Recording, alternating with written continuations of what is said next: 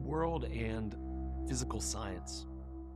In the paragraphs that follow his outline of some essential features of our consciousness of something, as we can access it in psychological reflection, Husserl proceeds to differentiate between two conceptions of the world, one that belongs to our naive worldview in section 39, and another that belongs to our natural scientific worldview, section 40. The naive conception of the world is the one that Husserl renders in his description of how we experience the world and ourselves within the natural attitude, sections 27 through 29. According to this everyday conception, the world consists of colored extended things that have different axiological and practical predicates. And we encounter others and ourselves as human beings in this world. The scientific conception of the world, in contrast, considers what appears in perception to be mere appearance. What truly is, according to this natural scientific conception of the world, is rather an empty X that becomes the bearer of mathematical determinations and relevant mathematical formulas. What is important here is that while Husserl differentiates between the appearing thing of the sensory imaginatio and the physical thing that is the object of natural science, he also provides a warning against a certain way of understanding the relation between them in section 52 that hinges on the subtle distinction between the two senses of the term subjective. And this distinction plays a pivotal role for understanding how Husserl establishes both the essential difference and relation between consciousness and the world in this chapter. The appearing world, in its so-called primary and secondary qualities, is from the perspective of the physical sciences that seek to determine reality in itself, subjective in the sense that how the world appears to me depends on the specific body I am and on the spatial location my body has at a certain point in time. However, Husserl insists the perceptual thing and its appearing primary and secondary qualities are therefore not subjective in the sense of being part of consciousness, quote, as if the perceived things were in the qualities of the perception of it, or as if these qualities were themselves experiences. Differently stated, it is not because the way in which things appear to me in both their secondary and primary qualities is relative to the position of my body and the function of my organs that the perceived thing is part of or immanent to consciousness.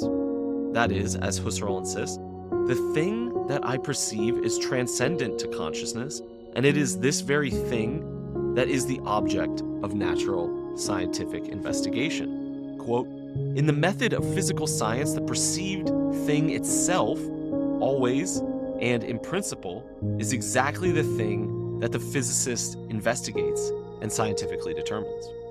And even though the qualities with which things appear are subjective in the epistemological sense, they are nevertheless transcendent to consciousness. That is, the appearing qualities are not subjective as my consciousness experience are, nor are they real part of them, because the perceived thing is the object of science, according to Husserl, and given the fact that he is interested in establishing that consciousness has its own being and essence, Husserl can proceed by just considering the difference between transcendent things as they appear to us in perception and intentional acts in which they appear. As he writes, let us then exclude physics in its entirety and the entire domain of theoretical thinking. Let us stick to the framework of a straightforward intuition and the syntheses pertaining to it, to which perception belongs. It is then evident that intuition and intuited perception and the thing in perception are, to be sure, essentially related to one another, but they are not one and combined as a matter of an intrinsic necessity in a really obtaining an essential matter. In contrast, position that conflates what is subjective in the sense of being part of or immanent to consciousness, on the other hand, and what is subjective from an epistemological point of view of natural science, appearing primary and secondary qualities, on the other, fails, in Husserl's view, to appreciate the perception and the perceived things, are not one, and thus overlooks the fundamentally essential difference between being as experience and being as thing. Thus, Husserl argues that the object of physical science is the world that we see, and he further supports this argument by distinguishing between what is subjective in the sense of being immanent to consciousness and what is subjective in the epistemological sense. While a position that does not make this distinction would be able to draw an essential distinction between the being of consciousness and the being of the world, it would do so in a different way than Husserl intends to. That is, it would draw a distinction between a world in itself and the subjective representation of the world, including both the appearing things and our consciousness of things. In contrast, Husserl insists that the things we perceive are nothing but the object of physical science, and he thus insists on drawing a distinction between the being of consciousness and the being of the world differently, specifically as a distinction between experience and what is intended in and transcendent to experience, be it a colored or extended thing, or this thing as understood by physical science. By emphasizing the difference between these two notions of subjective, and by insisting on the essential difference between perceiving consciousness and the transcendent things that are perceived, Husserl discredits a certain form of realism that identifies what is subjective from the epistemological point of view of natural science with what is subjective in the sense of being immanent to consciousness. According to this form of realism, the appearing thing is a mere appearance that is caused by the world in itself, and this appearance is a mental image or sign of the true physical thing that causes it. Against this account of causation and perception, Husserl formulates three arguments. First, Husserl argues against an image or sign theory of intentionality in general, on the basis of the essential difference between our consciousness of images or signs and perception. Second, as Husserl elaborates later in the book, section 90, to conceive of perception in terms of a consciousness of an image or sign leads to an infinite regress, since the representation of the image or sign presupposes perception, for which we in turn would have to call on a consciousness of an image or sign, and so on. And third, Husserl argues that if the physical world were the cause of the appearing thing that we naively take for the true thing, this cause would have to be perceived in principle through appearances, which would also lead to an infinite regress because these appearances would in turn be caused. As others have argued, Husserl's rejection of this specific form of realism is directed at Helmholtz and the natural scientific realist tradition he engendered. Now, Husserl's critique of this way of conceiving the distinction and relation of consciousness and world, and his alternative characterization of the essential distinction and relation between consciousness and world, is certainly relevant for his account of the distinction of the domain of psychology, experiences taken as states of the soul, and the domain of natural science, the perceived things considered in their mathematizable features. But in what way is Husserl's insistence on the distinction between the being and essential characteristics of consciousness, psychologically understood on the one hand, and the world on the other, relevant in light of his attempt to delineate the domain of his new phenomenological science? First, by differentiating between them in the way he does, Husserl shows how consciousness and world are related through intentionality. and by bringing intentionality into view as an essential characteristic of certain kinds of conscious experience, such as perceiving, remembering, or scientifically knowing, Husserl already indicates what will not be affected by the methodological performance of the epoche, pure consciousness and its pure intentional correlates. That is, as Husserl states, quote, "The essence of experience itself entails not only that it is consciousness, but also of what it is the consciousness." This characterization is pivotal for the delineation of the domain of pure phenomenology, which does not just describe intentional experience, but also what is intended as intended. That is, the noema, or cogitatum qua cogitatum. More specifically, Husserl's turn to psychological reflection in the chapter under consideration is necessary because the eidetic characterization of intentionality in terms of cogito and cogitatum is not something that is available within our naive or scientific world conception as Husserl understands them. That is, in the attitude of everyday life, insofar as in this attitude we are primarily concerned with the world that is perceived, consciousness appears not to have its own essence. As Husserl states, consciousness appears as a case of an object being emptily looked upon by an empty ego that is remarkably in touch with that object. The essence of consciousness as intentional is equally given short shrift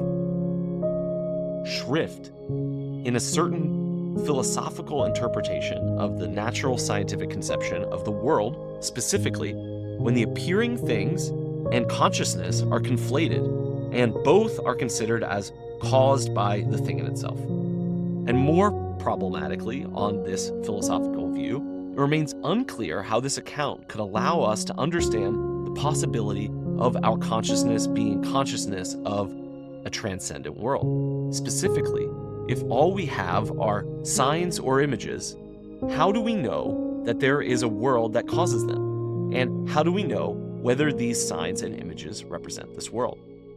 Thus, it is Husserl's psychological reflections that reveal the essence of consciousness as intentionality and thereby secure the possibility of an eidetic science of consciousness.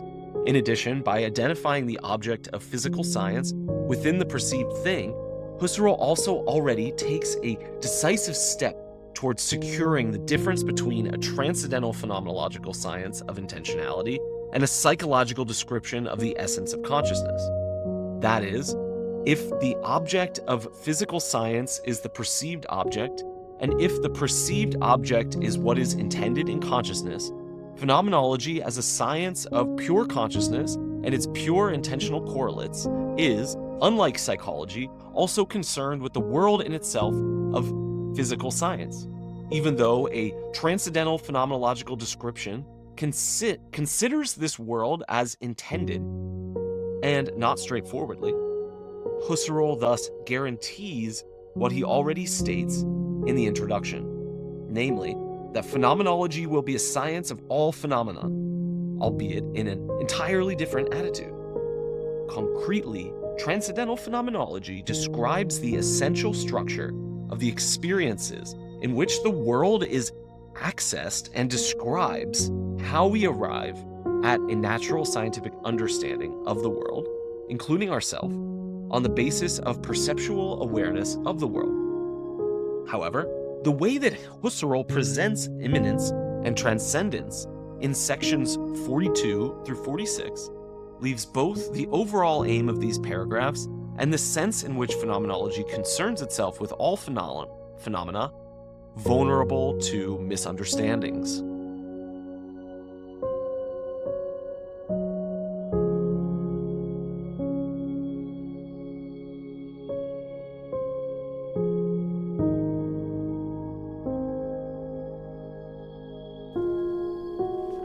Immanence and transcendence. Given the fact that Husserl has already introduced the method of epoche that would disclose the domain of phenomenology, one would expect that after his discussion of the essential differences and relatedness of consciousness and world, Husserl would proceed to bracket what he has laid out to be real. Not just the material world, but also our consciousness of the world, insofar as it is taken as a real event or psychological state of a real subject or soul. And since, as Husserl already stated, the domain of phenomenology is nothing less than purified experiences and their intentional correlates, it seems that the stage is finally set to exchange the natural attitude for the phenomenological one. This is not, however, how Husserl proceeds in sections 42 through 46, or at least not explicitly. Instead of proceeding to explicitly perform the methodological bracketing of the world, Husserl in fact proceeds, as the title of section 42 indicates, to contrast consciousness and reality. Thus, even though he begins this chapter by describing the essence of what he claims are our conscious experiences that, quote, belong to the natural world as real occurrences, end quote, in these pages, Husserl proceeds to contrast consciousness to reality as such, which might seem to suggest that at some point Husserl has surreptitiously exchanged the natural for the phenomenological attitude. If this were the case, however, Husserl would be allowing his psychological analyses to bleed into phenomenological descriptions made under the reduction, thereby obfuscating the distinction between psychology and pure phenomenology. What is more, in section 44, Husserl contrasts the being of consciousness, which he claims is absolute, to the being of the transcendent world, which is said to be merely phenomenal. In this way, Husserl risks that his position be mistaken for the position he criticizes in 52, namely, one that identifies the world that appears in transcendent perception with mere appearance. And finally, by not clearly differentiating between psychology and phenomenology, and by speaking of reality in terms of appearance, Husserl risks that his position be mistaken for subjective idealism that would dissolve the world into a succession of mental appearances.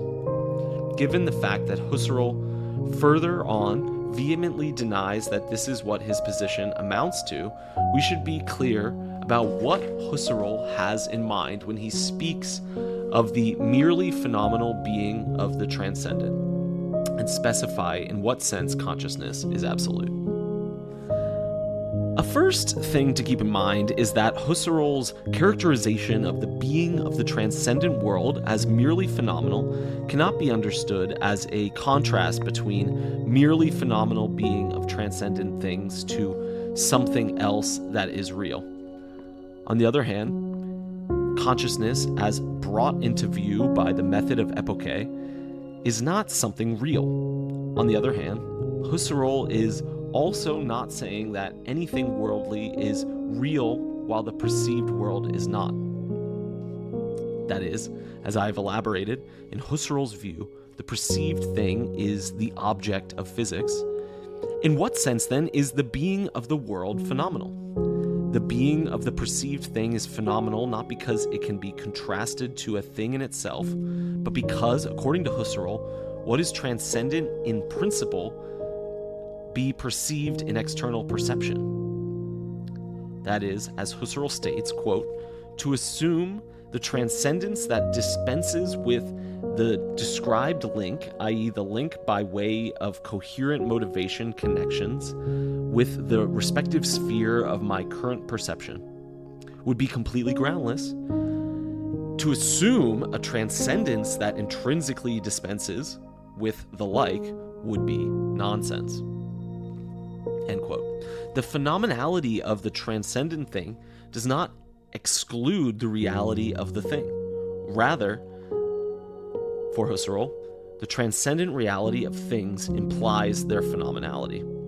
That is, the actual reality of the thing entails that the thing can in principle appear in external perception, even though it currently or practically need not or cannot do so.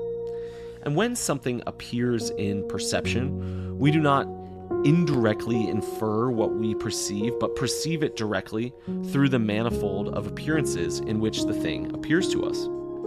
And to appear in this way is essential to worldly things, which implies, according to Husserl, two further essential characteristics of transcendent things. First, a thing can never be exhaustively or adequately given in a single perception or in a finite continuum of perceptions. That is, because it is of the essence of things to be accessed through appearances, they are always presented to consciousness from a certain point of view or perspective which excludes and occludes other perspectives. The amount of perspectives that can be taken on things is, in Husserl's view, however, infinite, and as a consequence, the fully determined thing is the correlate of an infinite continuum of perceptions of it. Second, even if a given perception or phase of perception is veridical in some respect, the perceived thing that appears to this consciousness in this respect remains transcendent to it. This means that in the case of transcendent perception, consciousness and its object never form a unity, and the transcendent object, or any of its features, is never immanent to consciousness. Instead, according to Husserl, our perception of transcendent things consists in an apprehension of content that are immanent to consciousness, such as sensations of color or shape, that, by being apprehended, bring the objective color and shape of a thing to appearance, and in this way, adumbrate the thing. Because the object of transcendent perception is never immanent to consciousness, and instead presents itself in profiles, our consciousness of transcendent things is fallible or open to doubt, since we always presume more about the thing than what is currently visible to us.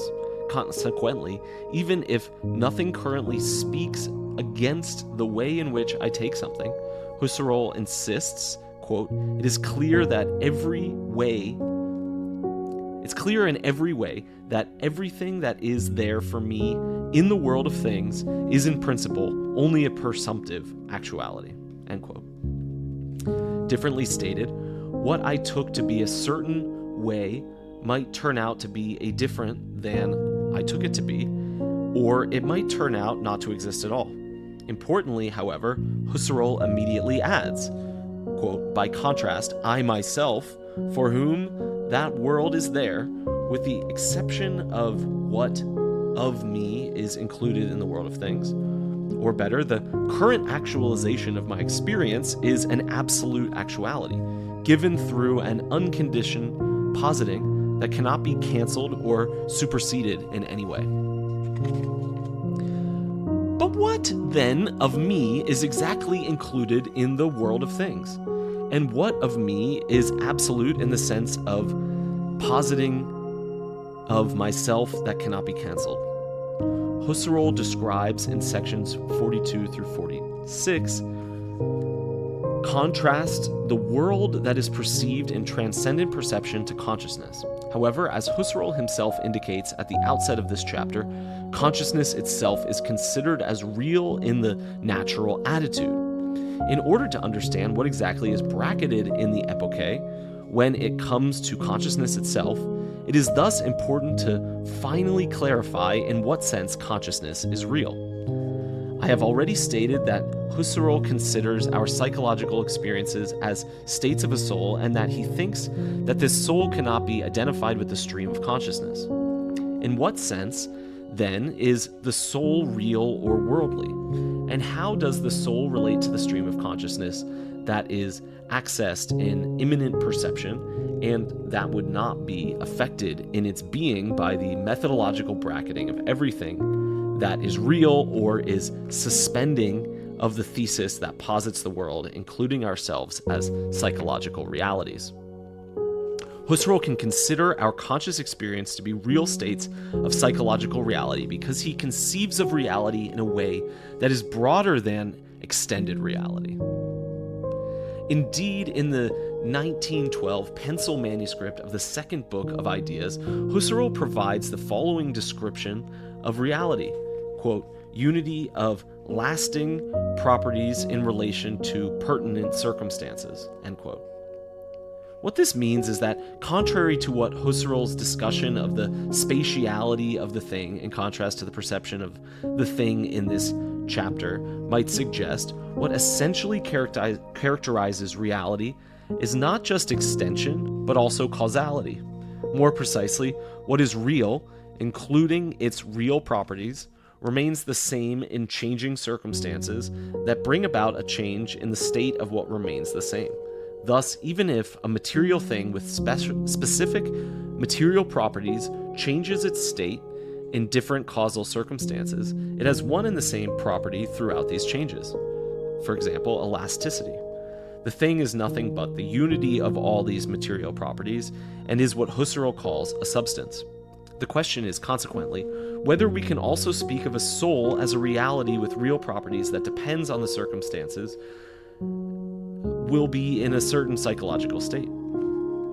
Husserl answers this question by drawing an analogy between the material thing and the soul. As he states in the following passage from 1912, quote, "By emphasizing the substantial reality of the soul, we mean that the soul is, in a sense, similar to the material thing, a substantially real unity."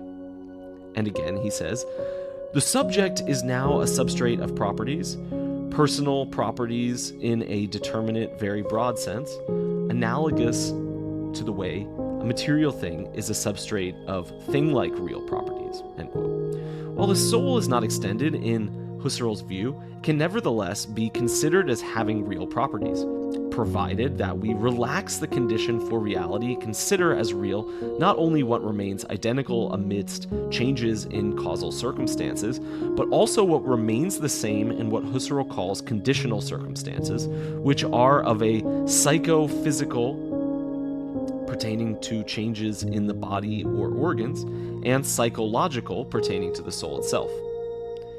Just as a change in the causal environment will bring about a certain change in the material state of an object with certain real properties in a certain way, a change in the sense organs, the brain, or in my psychological state will condition a certain change in my psychological state depending on the real properties that are characteristic of my soul. These properties or dispositions manifest themselves in my psychological states.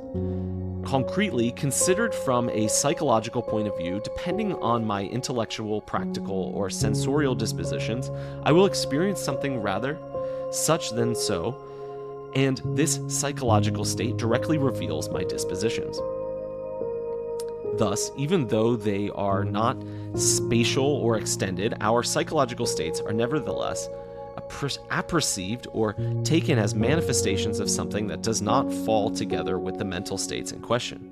More precisely, in psychological reflection and empathy, experiences are taken as psychological states when they are taken as manifesting certain psychological features. This means that these experiences are experienced as relegated in the sense that given certain psychological features, I will be in certain psychological states in certain psychophysical and psychological circumstances. If consciousness is absolute in the sense that my positing of it in reflection cannot be canceled, when I reflect on my psychological life in the above described way, is not absolute in this sense because I apperceive my experiences as states of a psychological subject with specific psychological properties. Accordingly, the knowledge we acquire of what kind of psychological properties we have is fallible.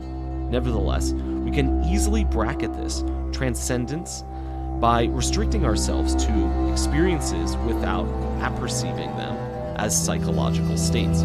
As Husserl writes, quote, "We can limit our eidetic analysis to the experiences in themselves, regarding what characterizes them as states, as manifestations of a real soul unity with soul properties," end quote. This bracketing yields something absolute, and it is consciousness that thus considered, that is pure or irreal, and that Husserl contrasts to reality, whatever genus it may be, either material things or myself as a psychological subject with certain psychological properties.